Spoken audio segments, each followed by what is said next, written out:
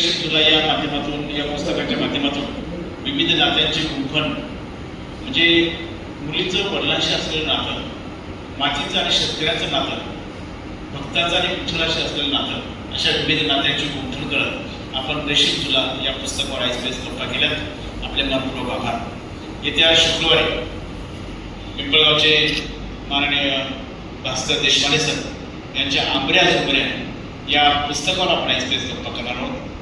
आजचं हे 155 पुष्प गुंफण्यासाठी माननीय नामदेव जाधव सर या ठिकाणी उपस्थित झाले आणि अतिशय सुंदर असं त्यांनी त्या ठिकाणी नात्याची गुंफण करत या रेशीम झुल्याला आपल्यापर्यंत पोहोचवलं. आज या ठिकाणी 2 भाग्यवान विजेत्यांना आपण ग्रंथ भेट देणार आहोत. त्यामध्ये सुहास चिपरे आणि वाळू आहेत. या दोघांना आपण आज ग्रंथ भेट देऊन त्यांचा सन्मान करणार आहोत. मी माननीय नामदेव जाधव सर आणि माननीय योगाचार्य अशोक पाटील सरांना विनंती करतो की शेवटची कविता त्यांना द्यावी.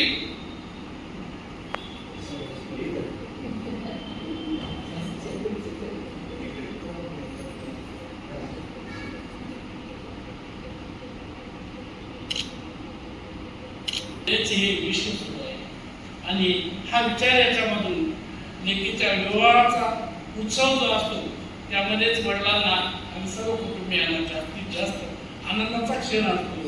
लेख उत्सव पावली, लेख भरला बाळ, लेख उद्याची मावली, लेख संस्कृतीची नाळ. म्हणजे संस्कृतीची स्त्रियांनी मुलींनी तयार केली हा विचार या कवितेच्या शेवटी येतो. त्याच्यानंतरची पुन्हा एक लेकीचीच कविता आहे, लेकीचा निरोप. विवाह प्रसंगी मुलीचा निरोप घेतानाचा प्रसंग आहे आणि तेव्हा वडिलांच्या भावना या कवितेमध्ये घेतलेल्या 3ऱ्या क्रमांकाची ही कविता आहे.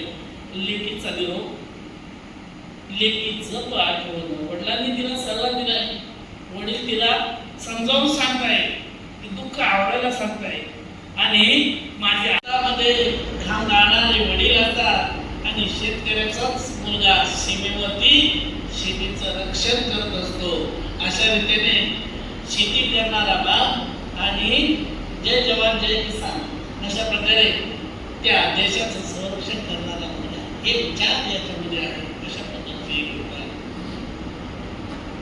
सिंहाची निधली छाती अंगार ओळखतो, तुफानाशी झुंजताना शिवशंभो वाटतो. तान भूक सुख निद्रा देशाची चिंतितो, वज्रासन खांद्यावर फुले आभाळ पेलतो.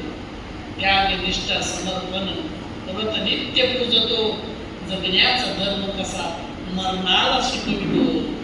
आस माऊलीची क्षणोक्षणी इच्छितो, सामर्थ्याचा निष्काम कर्मयोगी रेखितो. एक तो आभाळात दीप्यमान होतो, एक हाची या समोर बलशाली योद्धा होतो. बाप फौजी नामासमोर देव मान झुकवितो, त्याच्या हाती विजय स्तंभ गर्वाने शोभतो, त्याच्या हाती विजय स्तंभ गर्वाने शोभतो. मी नवी कविता लिहिली, त्यांची सौ उठून बसली, खुदकन असली, कविता ऐकायला बसली. कविता वाचू लागले, सौ ओकार देऊ लागली. कविता वाचन चालू होतं, ती उकार देत होती, ती उकार देतच होती, ती उकार देतच होती. कवीनं सहज वाचायचं थांबून वरती पाहिलं तर ती मोठ्यानं बोलत होती. कशी होते, माती पाणी कामगार गंगा नगरात होते. कंपनीमध्ये कामाला येणारे एक कामगार शहरात तयार होत नाही तर खेड्यातून येत आहे. त्याला लागणारी माती पाणी, आपल्याकडे पाण्याचा जो सोर्स आहे त्याचा मागोवा घ्या, ते खेड्यातून येत आहे. पिण्याच्या पाण्याला लागत नाही, पण पाणी डायरेक्टच असतं वापरलं, पिण्याला एवढं पाणी लागत नाही माणसाला. आणि शेतीला मात्र पाणी बंद केलं तर दुष्काळाला पाणी आरक्षित केलं तर आणि शेतकऱ्यांनी कर्ज काढले, त्याने काय फाशी घ्यायची काय, त्याला पाणी मिळत नाही. माती पाणी कामगार गंगा नगरात गेली, गरिबीच्या वेळेमध्ये खेडी कसं दिसत काय करावं त्या खेड्याने, कसं जगावं. 6 दिनवाणी अशी अजब कहाणी, धरणाच्या पायात त्याला गाव पुसताना मोठ्या पाईपलाईन जातात, डोळ्याचं पाणी जातं, परंतु त्याच्या वालमधून कसं तरी हांडा कशी ज्याच्या वावरातून वाहून येणारं पाणी त्याला घ्यावं लागतं. बघा तिथे जिथे वाल आहे तिथं ते असे डबे वगैरे लावून पाणी घालतात बिचारे. त्याला कुठे फिल्टर नाही काय नाही, तसं आहे तसं ते पितात. वाटत आहे ते लेख येईल बेटा तिच्या करून मनाचा तो लांडला सुद्धा.